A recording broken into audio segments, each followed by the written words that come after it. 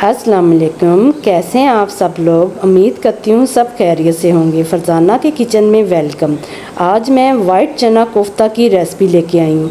हमेशा की तरह बहुत ही इजी तरीके से मैं आपको बनाना सिखाऊंगी। चले बनाते हैं।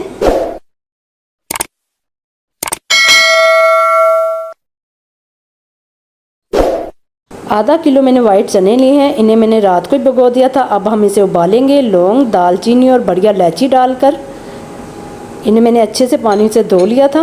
टेबलस्पून नमक शामिल कर रही हूँ। चने जब आधे गल जाएंगे तो 1 कप मैंने मसूरी की दाल भिगो के रखी थी, वो भी इसमें शामिल कर दूँगी।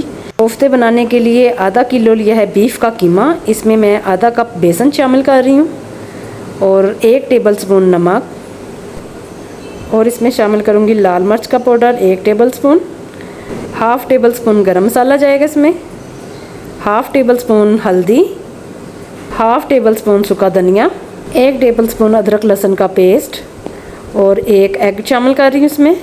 1 ब्रेड का स्लाइस लिया, इसको भी मैंने चूरा करके इसमें शामिल कर लिया। इन सारी चीज़ों को हमने चॉप कर लेना है।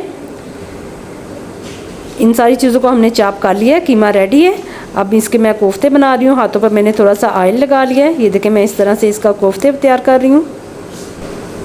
कोफ्ते बनाने की रेसिपी मैं पहले भी आपके साथ शेयर कर चुकी हूँ। ये देखिए, बहुत नरम हाथों से हमने कोफ्तों को तैयार करना है। इसी तरह मैं एक और आपको बना के दिखाती हूँ।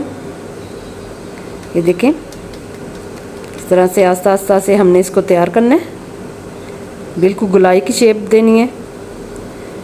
ये देखें, इस तरह से हमने सारे कोफ्ते तैयार कर लेने हैं। चने गल चुके हैं। मैं आपको एक चना तोड़ के दिखाती हूँ। ये देखिए, चने गल चुके हैं। अब हमने इधर मसूरी की दाल जो पहले भिगो के रखी थी वो शामिल कर देनी है इसमें। इसको अच्छे से मिक्स करके इसको भी हमने उबलने के लिए रख देना है। दूसरी तरफ आते हैं। बिस्मिल्लाहिर्रहमानिर्रहीम। सबसे पहले 1 कप ऑयल लिया और 1 मैंने प्याज लिया, इसमें शामिल करके इसको हम फ्राई करेंगे। इसको हमने ज़्यादा ब्राउन नहीं करना, लाइट ब्राउन करना है। जब प्याज ब्राउन हो जाएगा तो हमने इसमें 1.5 गिलास पानी शामिल कर देना है। पकने लग गया। अब इसमें मैं कोफ्ते शामिल करूँगी। इस सारे कोफ्ते हमने इसमें आस्ता आस्ता से शामिल कर देने हैं। देखिए, कोफ्ते सारे इसमें शामिल कर दिए हैं। पानी पकने लग गया है। जब कोफ्ते अच्छे से ऐंठ जाएंगे नीचे से तो फिर हमने चम्मच का इस्तेमाल करना है।